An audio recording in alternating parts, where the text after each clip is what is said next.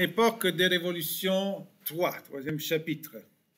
Non, on l'a déjà fait celui-ci. Hein? Non, ce n'est pas ceci, c'est celui-ci, désolé. Époque des révolutions 4, siècle des Lumières B, deuxième partie.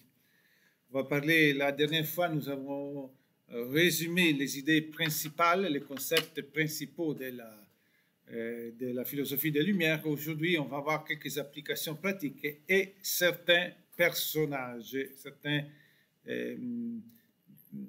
philosophes plus remarquables, les plus significatifs de ce mouvement.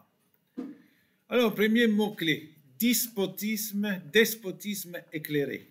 Qu'est-ce que ça veut dire d'après vous? Despote, qu'est-ce que ça veut dire?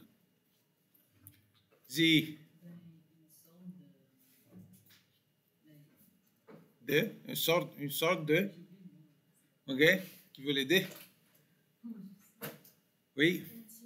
Un tyran, bravo. Despote, ça veut dire la même chose que tyran ou dictateur, comme on utilise ce terme. Quelqu'un qui a toute l'autorité, d'accord? Éclairé, ça se réfère aux lumières. Alors, les despotes éclairés, le despotisme c'est l'ensemble de ceux-ci, ce sont des souverains qui ont un pouvoir absolu, comme c'est la normale à l'époque. Pas Louis XIV, nous l'avons représenté, mais ce n'était pas le seul souverain absolu. Donc, des souverains qui ont tous les pouvoirs dans leurs mains. Par exemple, je pense à Frédéric II de Prusse, ont tous les pouvoirs, mais ils vont demander, ils vont se laisser influencer par les philosophes des Lumières et conseiller pour faire des réformes à l'intérieur de leur royaume. Et à cette époque, il y a de plus en plus un désir de construire une société radicalement transformée. On veut réaliser un progrès. C'est toujours la continuité de l'absolutisme, mais les philosophes jouent un rôle de plus en plus important et ils rentreront en conflit avec les jésuites. Parce que si vous vous souvenez, une des caractéristiques des jésuites, c'était qu'ils étaient des personnes culturellement très puissantes et souvent ils se faisaient prendre comme aumôniers et aussi conseillers auprès des souverains. Maintenant, les philosophes veulent prendre la place des jésuites. Il va y avoir une dure aversion, hostilité envers les jésuites. C'est à ce moment qu'on fermera, par exemple, les missions, les réductionnes en Amérique. Il y a eu aussi certains résultats. On peut voir certains résultats. Au XVIIIe siècle, la population de l'Europe augmente pour plusieurs raisons. Un, pour une amélioration des conditions de santé. Et l'autre, c'est parce qu'on a introduit en Europe une nouvelle culture agricole, la pomme de terre. Déjà, on avait découvert que les patates du XVIe siècle avec la découverte de l'Amérique, mais c'est seulement au XVIIIe siècle qu'on va faire une culture massive en Europe. Et patate très nourrissante, et ça permettra l'augmentation de la population dans plusieurs régions d'Europe. En parenthèse, cela, ça va être la catastrophe le siècle suivant. Hein? Vous savez qu'au XIXe siècle, il va y avoir une terrible maladie de la patate qui s'appelle les mildiou et qui réduira à la famine plusieurs populations, et notamment, quel est le pays qui a plus souffert de cette famine? Oui, l'Irlande, et beaucoup d'immigration aux États-Unis. Mais au XVIIIe siècle, la pomme de terre a fait augmenter la population. Au XVIIIe siècle, c'est aussi le moment que la colonisation en Amérique continue. Et l'État va jouer un rôle de plus en plus important, le pouvoir central de l'État. Et ceci contre les corporations, c'est-à-dire les associations des arts et des métiers, les confréries et la solidarité familiale. Donc l'État va avoir de plus en plus de pouvoir au XVIIIe siècle. C'était les premiers mots-clés. Est-ce que vous avez des questions? Luca? C'était quoi le nom de la maladie avec la patate? Mildiou. Mildi, O-U final. Mildiou. Hein? Entre autres, petite anecdote. Il y avait une élève qui voulait en parler en avant et puis on a vu la tuberculose, la maladie de la patate. Puisque la patate, c'est une tubercule, elle disait que c'était la tuberculose. La tuberculose, c'est toute autre maladie, ça n'a rien à voir avec la patate. Et, Béatrice. Les souverains qui avaient tout le pouvoir se laissent influencer par qui? Par les philosophes de lumière.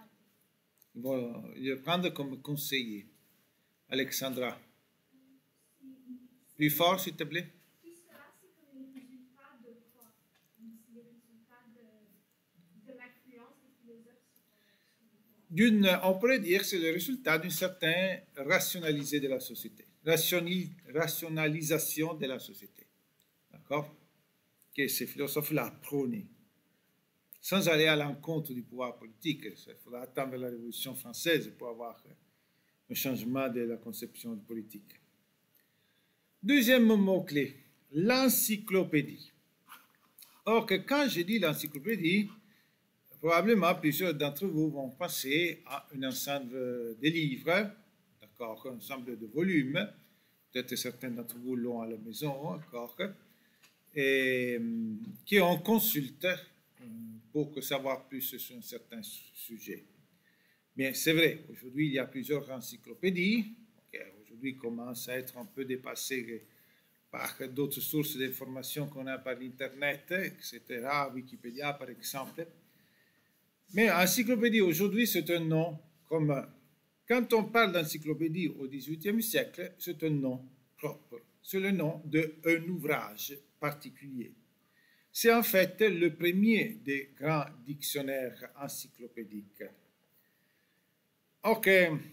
Et il y a deux auteurs principaux qui ont soigné cette œuvre.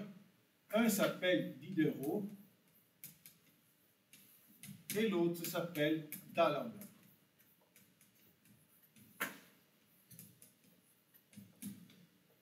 Ce qu'ils veulent faire, c'est quelque chose qui résume tous les savoirs de l'époque. Un ouvrage, un ensemble de livres qui aborde tous les sujets les plus importants sur la vie, les sciences et les idées. Et donc, ils appellent cet ouvrage-là, ce grand dictionnaire à plusieurs volumes, encyclopédie, que ça vient d'une fusion de deux mots grecs qu'on pourrait traduire éducation circulaire. C'est-à-dire un ouvrage où on peut continuellement s'informer sur plusieurs sujets. Diderot et D'Alembert, évidemment, ils ont beaucoup de collaborateurs. Comme on demande, c'est aux autres qui dirigent la rédaction, mais demande à beaucoup d'autres personnes, des savants de l'époque, de collaborer. Et l'encyclopédie eut un énorme succès. Ils ont dû publier leur volume plusieurs fois. Leur publication, les dates de leur publication, c'est écrit au tableau, c'est de 1751 à 1772. Ils l'ont traduit dans d'autres langues. Cependant, ils ne sont pas arrivés à la fin, à la lettre Z. Ils n'ont pas complété l'œuvre. Pourquoi à un moment donné, il y a eu trop de divergences sur ce qu'on devait écrire, qui l'ont abandonné. Donc, c'est resté inaccompli. Un énorme succès, une des symboles les plus significatifs des Lumières, mais inaccompli. Face à l'encyclopédie, qui se vendait en grand nombre, le roi de France, absolutiste, le successeur de Louis XIV, qui était Louis XV, facile à retenir, ils sont tous Louis.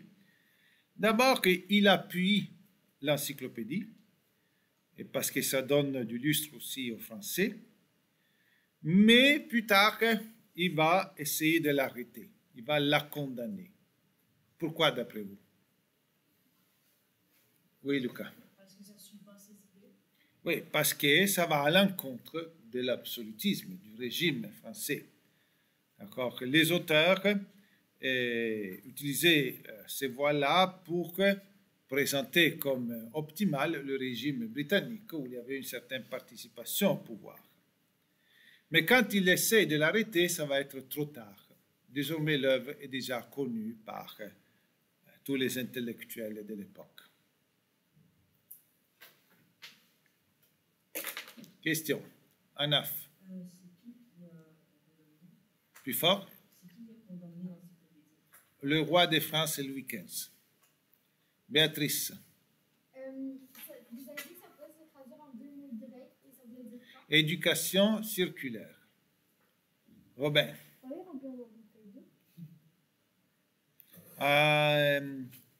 Alexandra, tu as déjà eu une réponse? Ok. Alors, là, on parle des plus représentatifs des philosophes des Lumières. Montesquieu. Vous voyez, il est né en 1689. Quel est l'événement de 1689? Qui s'en souvient? Un événement important dont on a parlé. Yeda. La Révolution glorieuse. D'accord? Quand les Britanniques proclament la Déclaration des droits. D'accord? Ou passent à une forme de monarchie, disons, plus participative.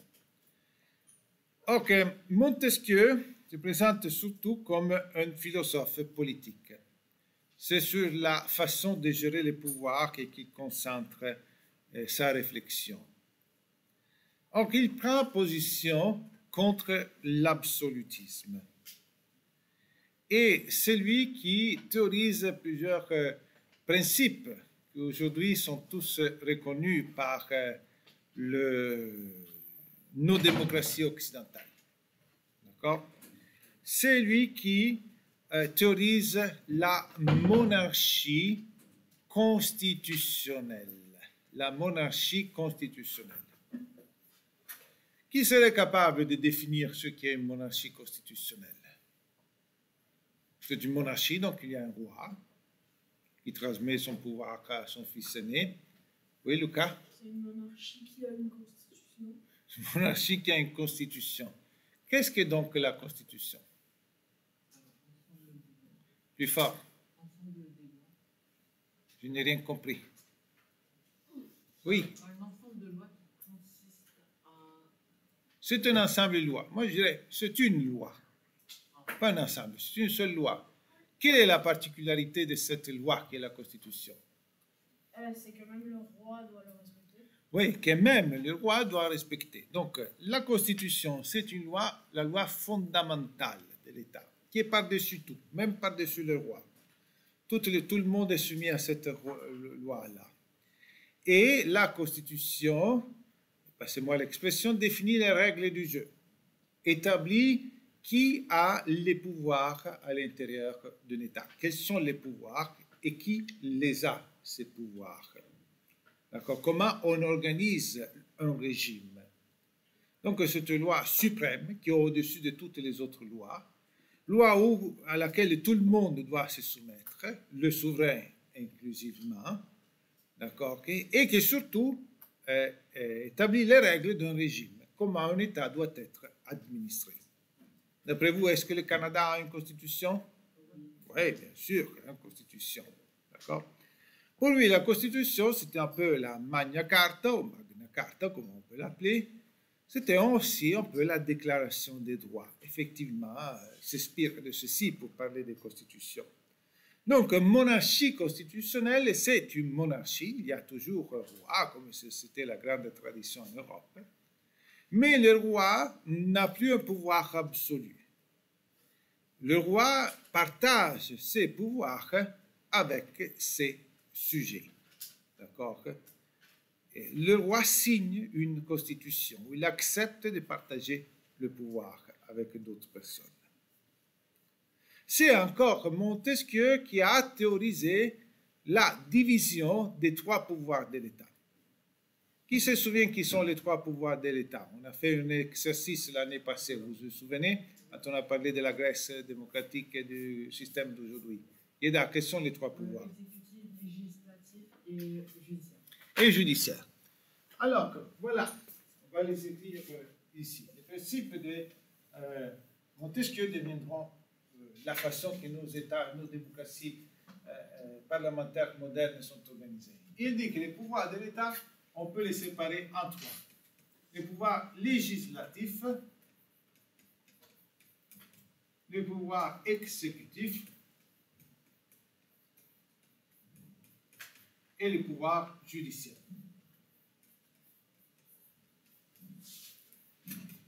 Et selon le principe de Montesquieu, il faut bien séparer ces pouvoirs-là. On ne les donne pas à la même personne. Un roi absolutiste, il a tous ces pouvoirs-là. Il fait les lois, il décide comment appliquer ces lois-là, il nomme les juges, il peut changer les juges quand il veut, il peut renverser n'importe quelle sentence comme il veut. Avec une constitution, ces pouvoirs-là sont séparés. D'accord? À qui va le pouvoir législatif? À qui on l'a donné en Angleterre le pouvoir de modifier les lois? Au Parlement. D'accord? Le pouvoir exécutif, c'est le Premier ministre. Et le pouvoir judiciaire, c'est de sanctionner ceux qui ne respectent pas les lois. Et surtout, le pouvoir judiciaire doit être séparé des autres. Qui fait les lois ne doit pas être lui-même le juge. Les juges sont autres personnes. Comprenez-vous? Donc, il dit, pour qu'un État fonctionne bien, une monarchie constitutionnelle doit séparer ces pouvoirs-là. Ne doit être pas dans les mains de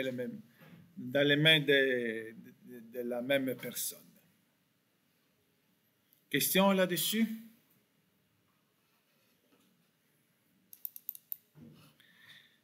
Rousseau. Rousseau, il venait de Suisse. Ces dates sont là. Utilisez les dates que vous voyez au tableau pour faire votre ligne du temps, pour vous repérer dans le temps. Rousseau était romancier, théoricien, politique, pédagogue.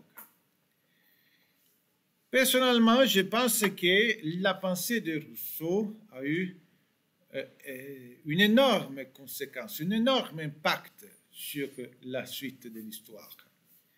Et malheureusement, un impact négatif. Okay? Parce que de terribles crimes ont été justifiés pour une idée qui, en origine, était celle de Rousseau.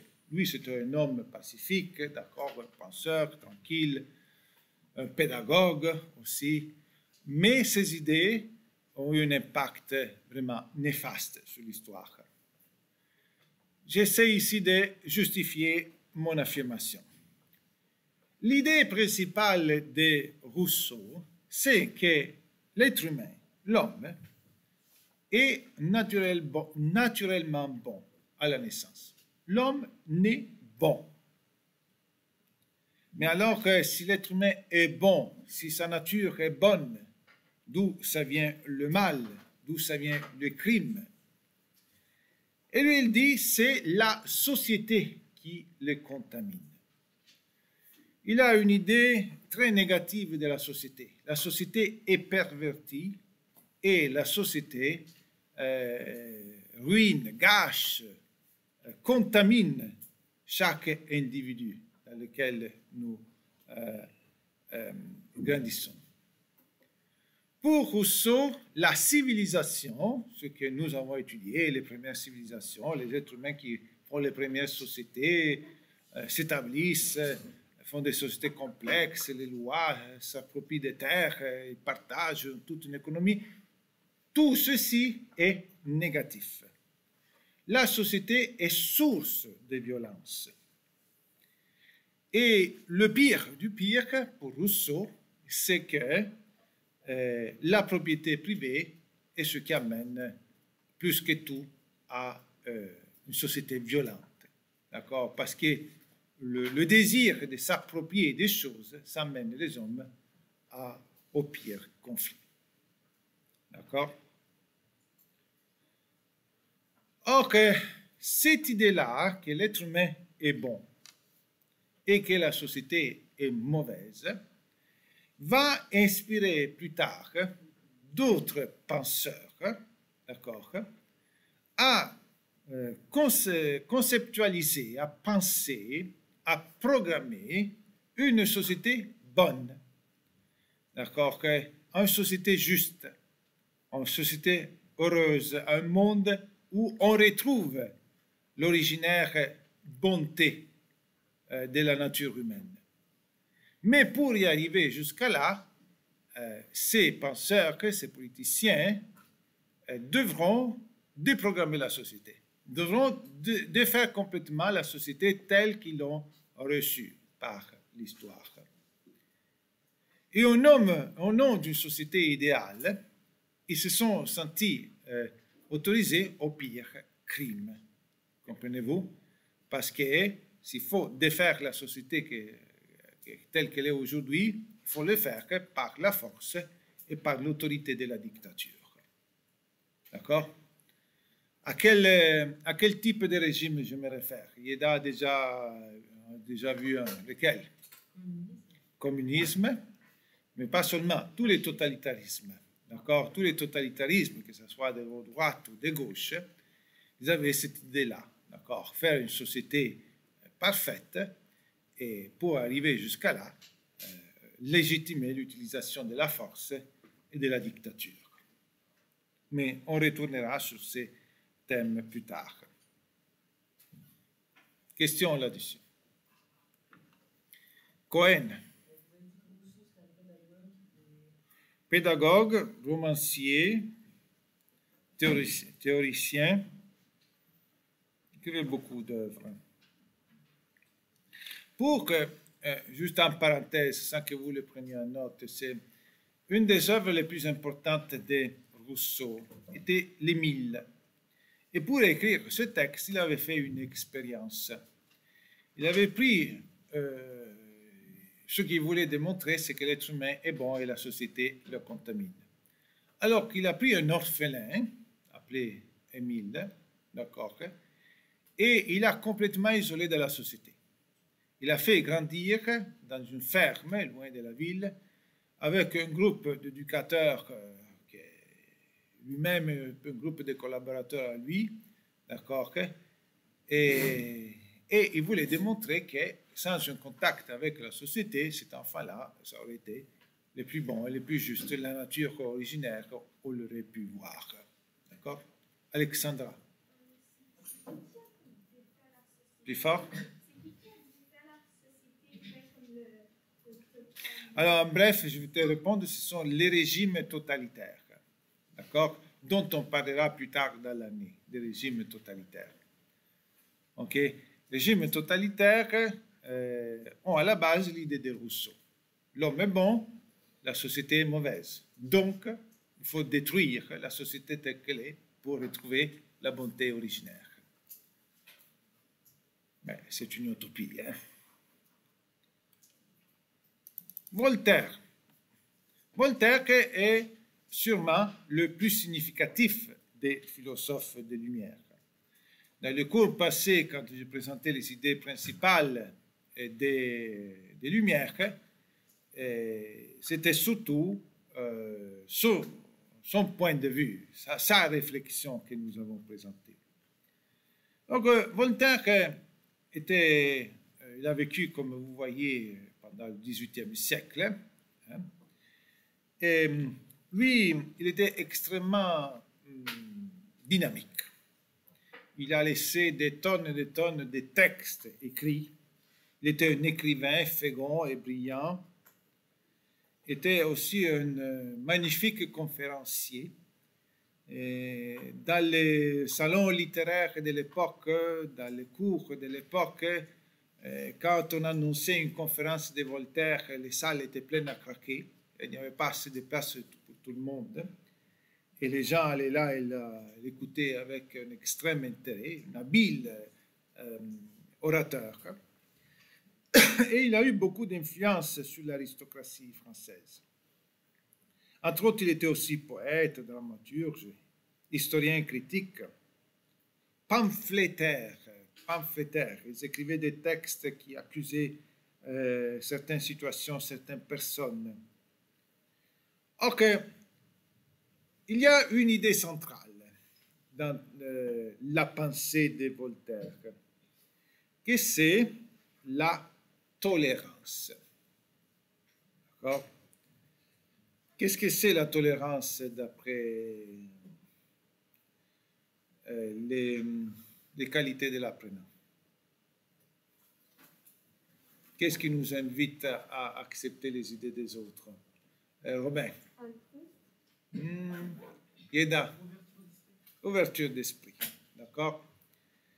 Et il faut savoir, il faut se souvenir que surtout la France, après la réforme protestante, il avait vécu des époques d'intolérance. Okay? Il y avait des luttes pour des gens qui appartenaient à des confessions chrétiennes différentes. Les Huguenots avaient été durement persécutés. Et dans d'autres endroits, par contre, c'était les catholiques persécutés ou des protestants qui persécutaient d'autres protestants. Face à ce monde qui n'acceptait pas la différence, Voltaire prône la tolérance. On doit être capable d'accepter les autres personnes dans notre société, d'accord, même s'ils ont une pensée différente de la nôtre. Il appelait ceci tolérance, au point que Voltaire, certains, il appelle aussi l'apôtre de la tolérance. Est-ce qu'il a été vraiment tolérant avec tout le monde lui-même? On verra que ce n'est pas vraiment comme ça. D'un point de vue politique,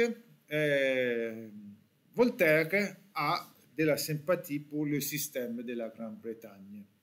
Un peu tous ces penseurs se tournent vers de la monarchie constitutionnelle, ce qui de facto était une monarchie constitutionnelle en Angleterre, où ils avaient un roi, mais un roi avec des pouvoirs limités et une participation au pouvoir au moins des nobles et des bourgeois.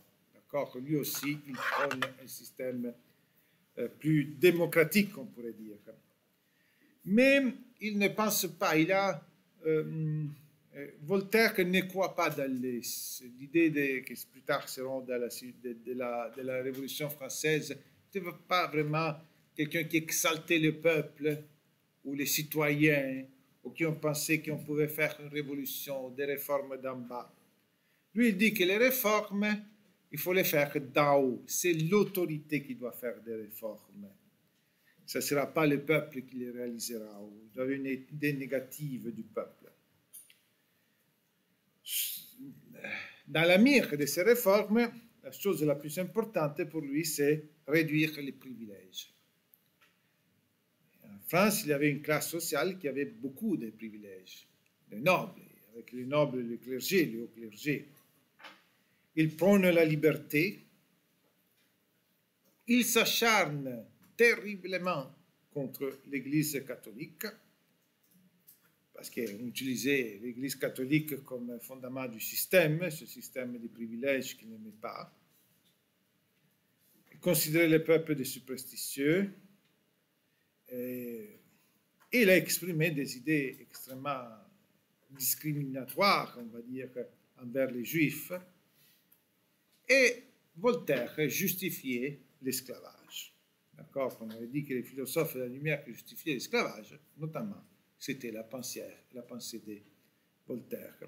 Pour lui, un noir qui est esclave par nature, et d'autres choses que je ne dis pas parce que ça pourrait toucher la sensibilité de quelqu'un. D'accord? Voilà. Question? Alors que, comme vous voyez ici, on a un autre personnage. Non pas un français cette fois ici, non pas un francophone, un anglais, un britannique, et qui est, même avant, d'un point de vue du temps des autres, un penseur britannique qui est à l'origine des Lumières, qui a inspiré les autres Lumières, qui est du XVIIe siècle. Je l'ai mis là, mais je vous laisse en devoir. D'accord? Je vous laisse à vous-même d'aller trouver des informations sur Locke, d'écrire, de composer ces derniers mots-clés qui nous restent, de mettre du contenu. Attention, sur Locke, je vous demande en particulier de mettre en évidence ces idées qui ont amené à la reconnaissance des droits. Locke, c'est le premier qui a parlé des droits fondamentaux, qu'il y a des droits qui par nature appartiennent à chaque être humain. Donc, focaliser cet aspect, les droits de la personne dans la pensée de Locke. Les droits de la personne dans la pensée de Locke. Ces idées sur les droits naturels.